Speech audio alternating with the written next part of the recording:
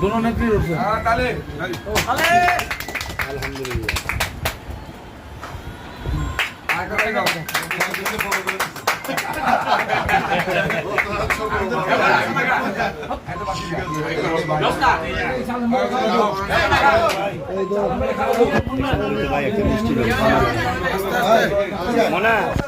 এই এত ঠেলতেছেন কেন বুঝলাম না বাইরে খাবার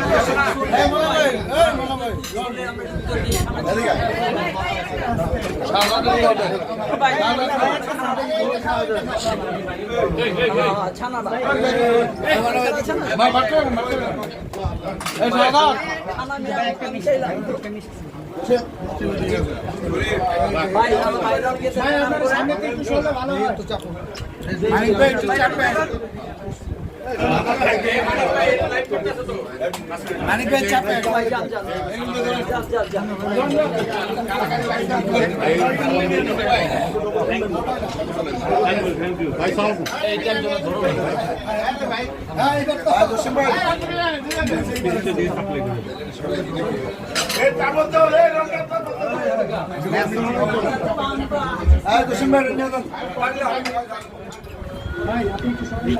বলেন।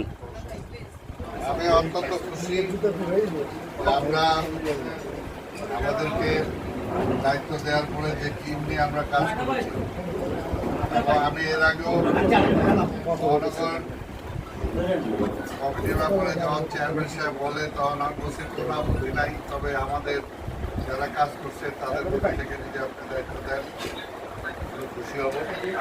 আমি আমার ভারপ্রাপ্ত চেয়ারম্যানকেও ধন্যবাদ জানাতে চাই। যদি আমাদের টিমেরই আমার সাথে যে সদস্য সচিব হিসাবে ভারপ্রাপ্ত সদস্য সচিব হিসাবে যারা দায়িত্ব পালন করেছে তাদেরকে দায়িত্ব দিয়েছেন। আমি বিশ্বাস করি যে আমাদের মহানগর দক্ষিণে আমরা সবাই মিলে যে একটা টিম ডেভেলপ করেছি, বিভিন্ন জোন বিভিন্ন ওয়ার্ডগুলো আপনারা সবাই করেছেন। এটা একটা বিশাল ব্যাপার যে বিভিন্ন ওয়ার্ডগুলো বিভিন্ন ইউনিটগুলো আমরা করতে সক্ষম হয়েছি। একটা সাংগঠনিক ভিত্তি আছে। আমি বিশ্বাস করি যে আজকে বজলু এবং তানভীর এর নেতৃত্বে আমাদের মহানগর দক্ষিণ সেটা আরও গতিশীল হবে, আরও শক্তিশালী হবে। সেখানে নিজেদের মধ্যে কোনো ভেদাভেদ থাকবে না, যাতে সবাই মিলে তাকে তাদের দুজনকেও সহযোগিতা, তারা তো দুজন কাজ করতে হবে না, সবাইকে নিয়েই কাজ করবে। সবার দায়িত্ব তাদের দুজনকে সহযোগিতা করা। তারা দুজনও চেষ্টা করবেন আপনাদের সবাইকে যাতে সবার সাথে নিয়ে কাজ করতে পারে। আর যখনই কোনো কমিটির প্রশ্ন আসে, দায়িত্বের প্রশ্ন আসে, তখনই স্বাভাবিক হয়ে বিএনপি একটি বিশাল দল, সেখানে তো সবাইকে দায়িত্ব দেওয়া যায় না, একজন দুজনকে দায়িত্ব দিতে হয়, অন্যদের সেটাকে মাইনা নিতে হবে। মাইনা নিয়ে একসাথেই এখানে সিনিয়র জুনিয়র বলতে এগুলো কিছু নাই, সবাই মিলে একটা টিম ওয়ার্ক, তাই না? তোমরা এর আগেও ছিল, এখানেও যারা আছে সবাই সেভাবে আমি আশা করি তোমরা সবাই তাদের দুজনের সহযোগিতা করবা, যাতে কারণ সফলতাটা হলো আমাদের সবার জন্য দরকার। আর আমরা ব্যর্থ হলে সেটা আমাদের সবার ব্যর্থ। আজ এই মুহূর্তে ব্যর্থ হওয়ার কোনো সুযোগ নেই। আমাদের নেত্রী আজকে অসুস্থ, তাকে করতে হবে। আমাদের নেতা দেশনায়ক তারেক রহমান আজকে দেশে আসতে পারছে না, তাকে দেশে আনতে হবে। সর্বোপরি আজকে দেশটা ক্ষতিগ্রস্ত, আজকে দেশটা এমন অবস্থা যে ইন্ডিয়ার এমনভাবে সব দিক দিয়ে আমাদেরকে ঘিরে ফেলেছে, এই দাসত্বের অবস্থা থেকে মুক্ত করতে ছাড়া কোনো উপায় নাই, যেটা আমি গতকালকে বলছি। বিএনপি ছাড়া উপায় নাই। আর বিএনপি মানেই দেশনেত্রী বেগম খালেদা জিয়া আর তারেক রহমান, তাদের নেতৃত্বে যে চলমান আন্দোলন, এই চলমান আন্দোলনে বজলু এবং তাদের নেতৃত্বে আমরা বিশ্বাস করি যে ঢাকা মহানগর দক্ষিণ ঐক্যবদ্ধভাবে সকল আন্দোলন, আগে তার সাথে যারা জয়েন্ট কনভেনার ছিলেন, সদস্য ছিলেন, বিভিন্ন থানা বিভিন্ন ওয়ার্ড যারা ছিলেন, আপনারা তো করবেন। কাজে সবাই এটা তো নতুন করে আর কোনো কিছু করার ব্যাপার, তারা আসছে তো মহানগরের দিকে আসছে, এখানে এটা তো আমি খুশি সবসময় যে, কারণ আপনাদের আমাদের যারা সিনিয়র আমাদেরকে আরও অন্য জায়গায় দায়িত্ব পালন করতে হবে, আপনারা যারা আছেন সেখানে আসতে হবে। স্বাভাবিকভাবে আমি অন্তরস্থল থেকে তাদের দুজনকে ধন্যবাদ জানাই, তাদের সফলতা কামনা করি এবং আশা করি যে আজকে চলমান এই আন্দোলনে তারা সফল। সর্বপ্রথম ধন্যবাদ জানাই আমাদের প্রিয় নেতা সাবেক মহানগর আহ্বায়ক কারণ তিনি দীর্ঘদিন প্রায় 3টি বছর আমাদের এই মহানগর বিএনপিকে সুসংগঠিত গতিশীল করার জন্য অনেক পরিশ্রম করছেন, বিভিন্ন ওয়ার্ডে ইউনিটে গিয়েছেন, কাজ করেছেন। ওনার কষ্ট এবং পরিশ্রমের কারণে আমি মনে করি আজকে মহানগর বিএনপি অনেক অতীতের চেয়ে অনেক বেশি শক্তিশালী, অনেক বেশি সুসংগঠিত। তাই আমি ওনাকে ধন্যবাদ জানাচ্ছি এবং আজকে আমাকে এবং তানভীর আহমেদ রবিনকে দিয়ে যে নতুন কমিটি উপহার দিয়েছেন, আমরা আশা করি যে আমাদেরকে তিনি অতীতে যেভাবে মহানগর বিএনপির জন্য কষ্ট করেছেন, শ্রম দিয়েছেন, আগামীতে যাতে আমরা সফল হই, আমরা যাতে এই ফ্যাসিস্টের বিরুদ্ধে আন্দোলন সংগ্রাম করতে পারি, নেতাকর্মীর ঐক্যবদ্ধ করতে পারি, সেজন্য তিনি আমাদের পাশে থাকবেন। আমাদের কারণ এই যে ফ্যাসিস্ট, এই সরকারকে শুধু আমরা একাই আন্দোলন সংগ্রাম করে পারবো না। আমাদের যারা অতীতে যারা আমাদের এই মহানগর বিএনপিকে নেতৃত্ব দিয়েছেন, আমরা সকলে সহযোগী হয়েছেন, যারা ঢাকা শহরে রাজনীতি করছেন, আমাদের সিনিয়ররা, আমাদের মুরব্বীরা, আমরা ওনাদের সহযোগী হয়েছি। আমরা এখানে কোনো ব্যক্তিকে আমরা চিনি না, আমরা দল চিনি। আমরা দেশ এবং খালেদা এবং তারেক রহমানকে চিনি, শহীদ জিয়াকে চিনি, যারা শহীদ জিয়ার আদর্শ, যারা দেশ এবং খালেদা এবং তারেক রহমানের যে ঘোষিত কর্মসূচি বাস্তবায়নের জন্য কাজ করবেন, আমরা তাদের সাথে। এবং আমাদের মধ্যে কোনো ধরনের ভেদাভেদ থাকবে না, কোনো গ্রুপিং থাকবে না। যারা মাঠে দীর্ঘ সময় দিয়েছেন, দলের জন্য যারা নির্যাতিত হয়েছেন, ত্যাগ স্বীকার করেছেন, আমরা তাদেরকে মূল্যায়ন করব। আর তাদেরকে মূল্যায়ন করতে গিয়ে যদি কেউ আমাদের প্রতি কোনো মনোকষ্ট পান, সেটা আমরা আপনাদের ক্ষমা চাই। কারণ আমরা আসলে সকলকে মানে আমরা আমাদের যে কমিটি বলেন বা আমাদের যে কার্যক্রম, আমরা তো সকলকে সেখানে অন্তর্ভুক্ত করতে পারবো না, কিন্তু আমরা সকলকে সহযোগিতা চাই, সকলকে নিয়ে আমরা কাজ করতে চাই। যে যার অবস্থানে সহযোগিতা করতে হবে, আমরা সকলকে সহযোগিতা চাই। আমরা ছোটো ছোটো কমিটি হবে আমাদের, সেই কমিটিতে আমরা ইচ্ছা করলে কিন্তু সকলকে আমরা অন্তর্ভুক্ত করতে পারবো। আমরা অনেককে মহানগরীতে করবো, কেউ থানায় থাকবেন, কেউ ওয়ার্ডে থাকবেন, কেউ ইউনি থাকবেন। আর যারা সময় দিতে পারেন না বা পারেননি বা দলের জন্য কাজ করেননি, সেটা আপনাদেরকেও মাথায় রেখে কাজ করতে হবে।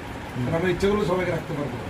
আমরা চাই দলের ত্যাগী পরীক্ষিত নেতাকর্মী সকলকে ঐক্যবদ্ধ করে তাদের কাজ মিলিয়ে এই স্বৈর শাসকের বিরুদ্ধে আন্দোলন সংগ্রামের মধ্য দিয়ে আমাদের প্রথম কাজ হবে আমাদের নেত্রীকে মুক্ত করা। নেত্রীকে মুক্ত করতে পারলেই আমি মনে করি বাংলাদেশ মুক্ত হবে, গণতন্ত্র মুক্ত হবে, মানুষের ভোটাধিকার ফিরে পাওয়া যাবে। মানুষের যে স্বাধীনতা, যারা যুদ্ধ করেছেন, রক্ত দিয়েছেন, দেশ স্বাধীন করেছেন, তারা যে কষ্ট করে দেশটা স্বাধীন করেছে, স্বাধীনতার যে সুফল সেটা মানুষ ভোগ করতে পারবে। এবং আমাদের প্রিয় নেতা, যাকে একের পর এক মিথ্যা মামলা দিয়ে যাতে তাকে বাংলাদেশ থেকে দূরে রাখা হয়েছে, বাংলাদেশের রাজনীতি থেকে দূরে রাখার চেষ্টা করছেন, আমাদের সেই প্রিয় নেতা দেশ নায়ক তারেক রহমান আমাদের মাঝে এসে এই দলের নেতৃত্ব দিবেন। আমরা সেই কাজটি করতে পারি। আমি আপনাদেরকে অনুরোধ করব, আমরা যাদেরকে আমাদেরকে দায়িত্ব দিয়েছে, আমরা আপনাদের সাথে কাজ করেছি, আমরা যারা একসঙ্গে কাজ করেছি তাদের মধ্যে থেকে কিন্তু দায়িত্ব দিয়েছে। এটা কিন্তু আমাদের নেত্রী এবং আমাদের নেতা তারেক রহমানকে আমাদের ধন্যবাদ জানাই, আমরা ওনাকে অভিনন্দন জানাই যে তিনি মহানগর থেকেই নেতৃত্ব দিয়েছেন। যারা মহানগরের প্রতিটি রাজপথে অলিগলিতে যাদের অবস্থান, যারা দীর্ঘদিন মহানগরীতে কাজ করেছে, তাদের থেকে তিনি দায়িত্ব দিয়েছেন। কিন্তু আমরা আপনাদের সাথে ছিলাম, আপনাদের সাথে আমরা কাজ করি।